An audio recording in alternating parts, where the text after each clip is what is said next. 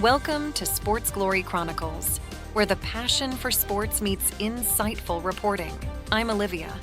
I'll be your guide through the exciting world of sports. Let's get started. Many young talents have been introduced to the world stage. The prominent young talent that will make a mark on the future of world football has been compiled for you. Who will be the new Messi and Ronaldo? Lamine Yamal from Barcelona. Lamine Yamal might only be 16. But within the corridors of La Masia, his name has been whispered for some time already. Endrick from Palmeiras. Not since Neymar's emergence at Santos has there been the level of excitement that surrounds Endrick in Brazil, with the forward regarded as a superstar in waiting after his headline-grabbing emergence over the past 2 years. Warren Zaïre-Emery from Paris Saint-Germain. We will soon live in a world where Kylian Mbappé no longer plays for Paris Saint-Germain, and thus the French champions will be looking for gifted individuals who can lead them into a new era at Parc des Princes. In Warren Zaïre-Emery, they already have a teenager who can become the face of the club for the next decade, if PSG so wish. Mathis Tel from Bayern Munich. Bayern Munich's 2023-24 season has, to say the least, not gone according to plan. But one of the big positives to take away from the campaign at the Allianz Arena has been the development of Mathis Tel, who continues to make match-winning contributions despite having to wait patiently for a run in the starting lineup. Arda Güler from Real Madrid. When it comes to signing teenage talents, few do it better than Real Madrid right now, so it should have come as no surprise to see the Spanish Giants win the race to sign Turkish talent Arda Güler in the summer of 2023. The playmaking midfielder had been linked with pretty much every top European club over the previous 18 months, and was already easy to see why. We will continue to add more to our list in future programs. What will be Joao Felix's next destination? With his loan contract with Barcelona set to expire at the end of the season, and being deemed unwanted by Atletico Madrid, where will Felix's next destination be? Barca has always been my first choice. However, while the reaction to Felix's return to the Metropolitano with Barca may have been distasteful, it certainly wasn't surprising. The Portuguese had publicly proclaimed his desire to move to Catalonia long before a season-long loan agreement had been reached with Atleti on the final day of the summer transfer window.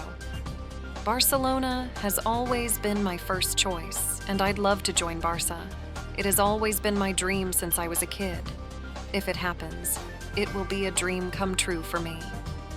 Felix told Barca have made it clear, though, that they will not pay a big fee for Felix, simply because they cannot afford to, on account of the still precarious nature of their finances. Super agent Jorge Mendes is still trying to thrash out a deal, but at this stage, only Saudi Pro League clubs would be willing to pay what Atleti are asking for their record signing. So, as Felix joins up with the Portugal squad for friendlies against Sweden and Slovenia, it's hard to know where he'll end up after this summer's Euros. Barca probably won't have the money to keep him, but Simeone definitely doesn't want him back at the Metropolitano. Let's see what happened in NBA. Lakers cruise past Atlanta. As D'Angelo Russell ties LA's three-point mark, Russell scored 27 points and made 6 three-pointers, tying Nick Van Exel for the most single-season threes by a Lakers player. Van Exel had 183 in the 1994-95 season, a number unmatched until Monday. That's another beautiful feeling, knowing what this organization means to me. Russell told competition has already started among children. Draymond Green's 8-year-old son was caught punching Domantas Sabonis' son at a youth camp organized by Chris Paul. During the game, Jamal Green suddenly attacked Sabonis and knocked him to the ground.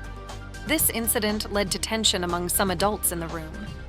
As known, Draymond Green, who is known as the most problematic player in the NBA, had stepped on Domantas Sabonis, who fell to the ground and was disqualified.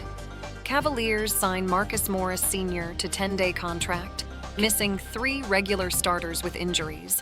The Cleveland Cavaliers signed forward Marcus Morris Sr. to a 10-day contract. Morris played in 37 games earlier this season for Philadelphia, before being traded to San Antonio. The 34-year-old agreed to a buyout with the Spurs and was waived. Kevin Durant set to pass. Shaquille O'Neal for number 8 on NBA's all-time scoring list. Kevin Durant enters Wednesday's game against the 76ers, needing 9 points to pass.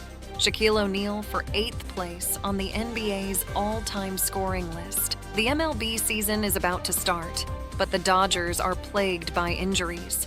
Blake Treinen, Brusdar Graterol added to growing Dodgers injured list. In finalizing their opening day roster, ahead of Wednesday morning's opening day against the Padres in Seoul, the Dodgers placed Blake Treinen on the injured list with a bruised lung and Brusdar Graterol on the IL with right shoulder inflammation. That makes a total of 7 pitchers on the injured list to begin the season, though 5 were already known or expected. 3 60-day IL moves were made during spring training to facilitate space on the 40-man roster, with Tony Gonsolin, Clayton Kershaw, and Dustin May all out for several months at least. Sad news also came from the NHL. Former NHL winger Chris Simon has died at 52. His family confirmed he died by suicide in a statement released Tuesday night. The family strongly believes and witnessed firsthand that Chris struggled immensely from CTE, which unfortunately resulted in his death. The statement, provided by Simon's former agent, Paul Theophanous, on behalf of Simon's family read, "We are grieving with the loss of our son, brother, father, partner, teammate, and friend. The entire Wawa community is sharing in our grief. We will not be releasing any further details at this time and ask for privacy during this very difficult time. We appreciate everyone who shares in our tragic loss." Simon was known for his physicality in a career that saw him play for 7 franchises. A member of the Quebec Nordiques, he was part of the team that relocated to Denver and helped the Avalanche win their first Stanley Cup in franchise history during the 1995-96 season. We are finishing our bulletin with a transfer news from the NFL. The Jets have signed Mike Williams, one of the NFL's most explosive and dynamic wide receivers in the NFL, who formerly played for the Chargers. Williams, a first-round pick by the Chargers in 2017 out of Clemson, has spent his entire career with the Bolts playing in 80 games over the last 7 seasons and racking up 309 receptions for 4,306 yards and 31 touchdowns. He exceeded 1,000 yards, receiving in 2019 and in 2021, and led the league in yards per catch in 2019. Well, sports fans, we've come to the end of another program. Hope you enjoyed. Thanks for watching. Don't forget to subscribe to our channel for more sports news.